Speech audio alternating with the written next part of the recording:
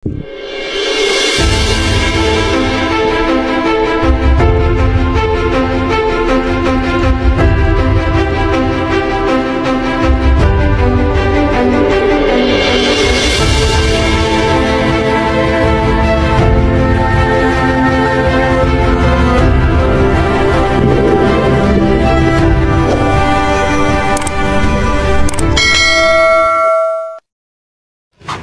morning guys, it's another episode na naman. Ito yung past video ko na nakahuli ako ng dugtot noong June 1. Nasa episode 16. Sinama ko lang tong clip na to para sunod-sunod yung huli natin sa first week ng June.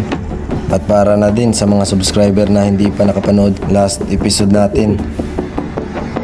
At dito na part, after kong lumingon dito sa left side ko, nakita ko na agad tong dugtot tuna. Kaya hinabol ko to. At biglang lumiko yung dalawang tuna. At nung mamit ko na yung distance, tinira ko na agad to.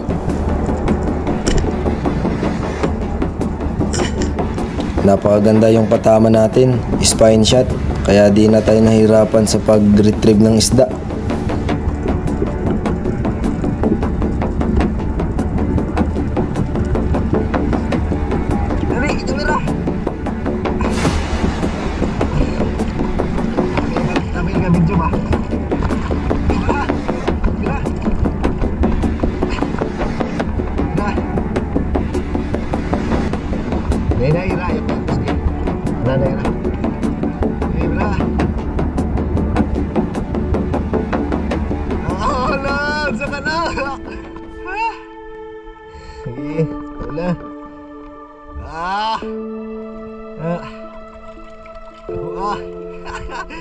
Nice guy.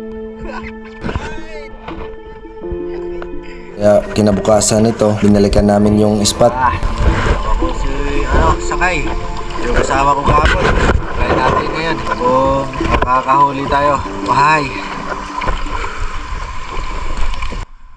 After nga natin nakadating sa spot, nag-dive agad tayo. After ko nga maka-warm up dive dito sa mababaw, rumikta agad tayo dito sa malalim na part at ito yung nagpakita agad sa atin.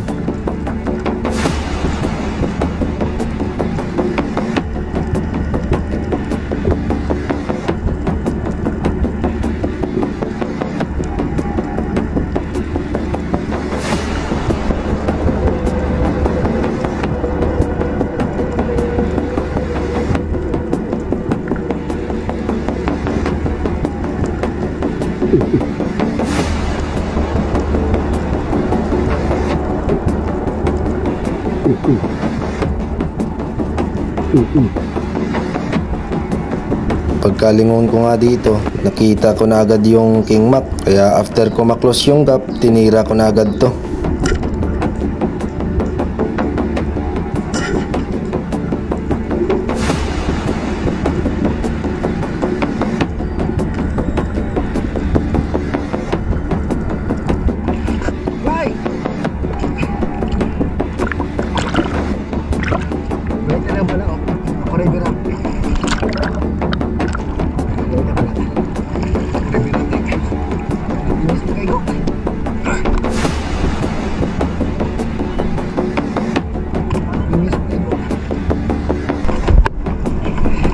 Napingis at arang ubusan na pagkaigo.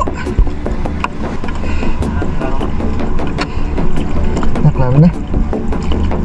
Arang pingis na pagkaigo. Pero lagbas na siya spisi. Arangay, no? Nawa.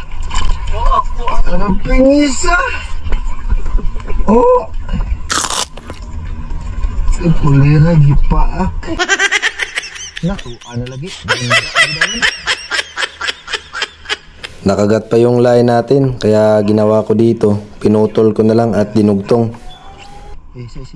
After ko nga madugtong yung line, nag-dive agad tayo. At di pa nga tayo nakadating sa baba, ito yung sumalubong agad sa akin.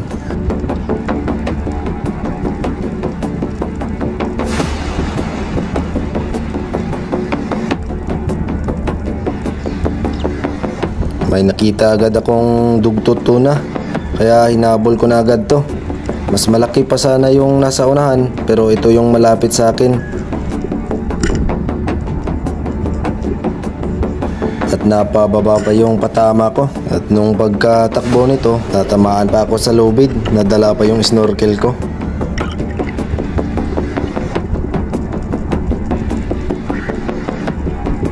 Pagkaangat ko dito, tinawag ko na agad yung bangkero ko. At nung pagkahatak ko sa buya, sumabit pala yung lubid sa ilalim. Kaya dinive ko na to.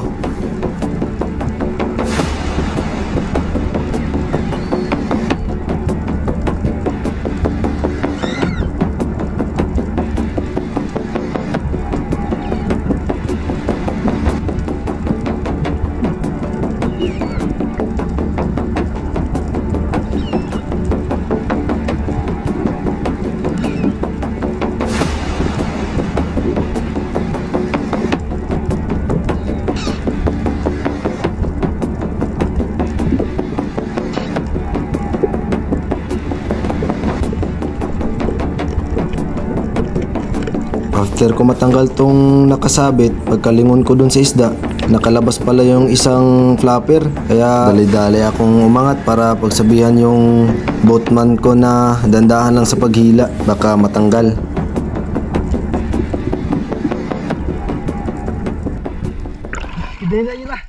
Hinay na. Okay pa? Di ka nang pingi. Isa na kasi manig-unit. Hinay.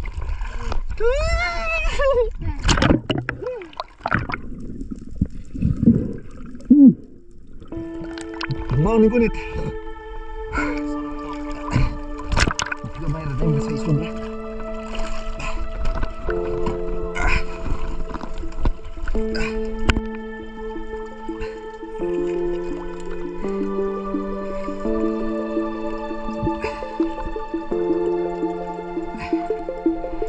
Dalawang piraso.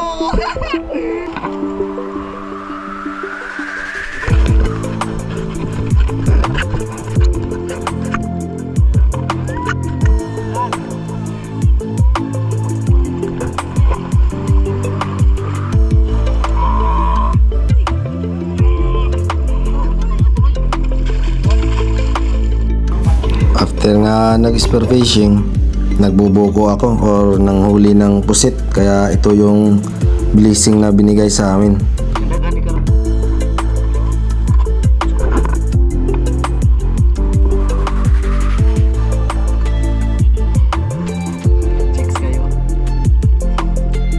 Pagka-uwi ko, tinawagan ko mga tropa ko para magkilaw kami. Kaon. Kaniraw ka na buong nagkinilaw. Bihot sa dugi-dugi. Alright. Babalikan natin yung spot kung saan tayo nakahuli ng mga pelagic. Try natin kung may makukuha pa tayo. Ship sa atin. God bless. Bye. After natin maka-gear up, warm up dive muna tayo. At ito na naman yung sumalubong agad sa akin. At nung magsitakbuhan na yung mga bait, nag-ready na ako, baka may dadaan na malaki.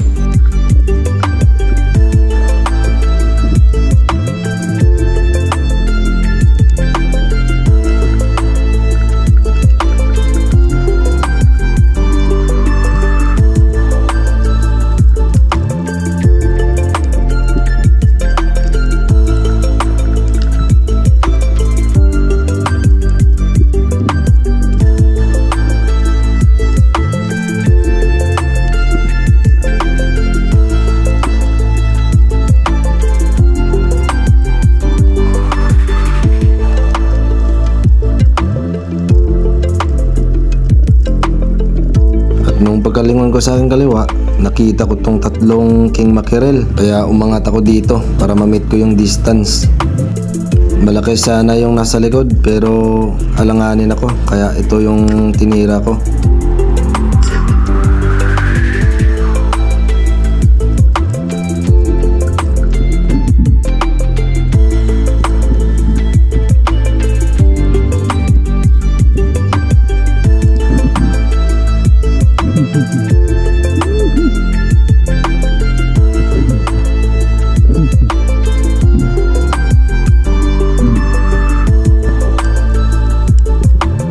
Halos 1 oras na ako nagda-dive.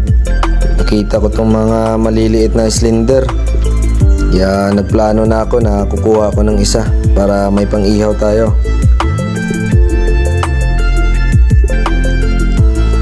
Kaya nag-dusting na ako dito para mag-curious.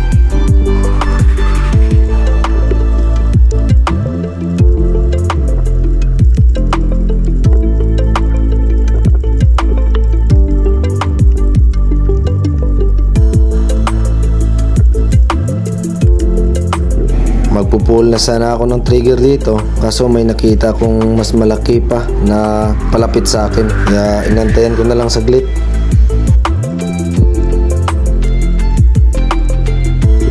After ko nga ma-close yung gap, tinira ko na agad to.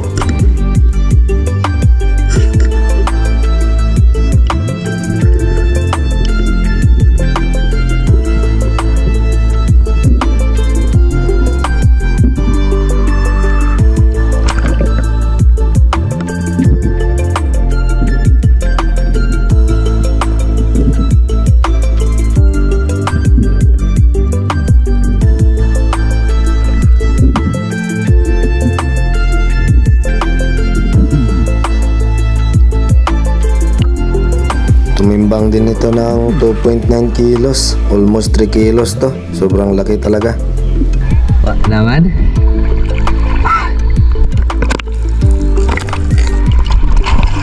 Kaya umahon ako dito kasi sobrang dilim na ng ilalim. At rikta buko-buko na naman tayo. At ito yung mga huli namin.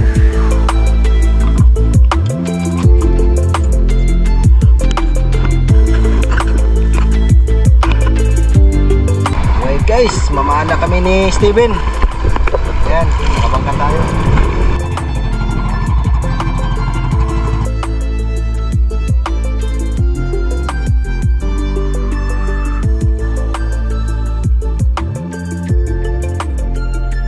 At pagkadating namin dito sa spot, sinalubong agad ako ng mga rainbow runner. Kaso sobrang liliit pa. At yung mga malalaki nasa likod, kaya di mo na ako tumira para di mabulabog sila.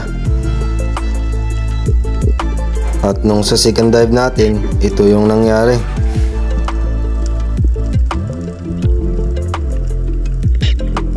Bumalik yung mga rainbow runner. Kaya kumuha na ako dito ng isa, yung mas malaki.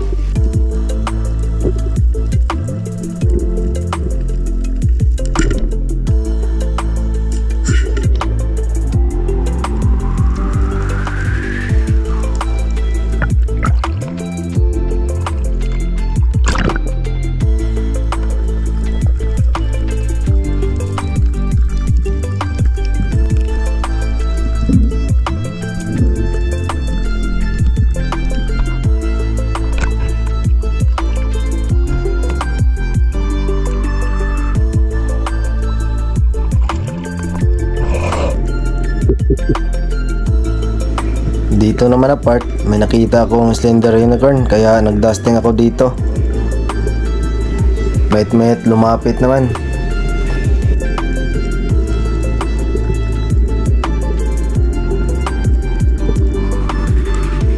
Nung pagkaangat ko dito, biglang lumiko palayo kaya tinira ko na agad. Pero sobrang bilis talaga umilag. At habang nagpapahinga ako sa taas, ito may lumapit na mga rainbow runner kaya kumuha agad ako ng isa. At napakaganda yung katama natin dito.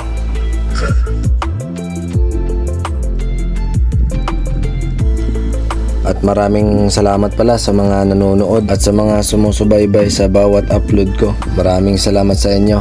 God bless. At sa mga hindi pa nakasubscribe, baka naman.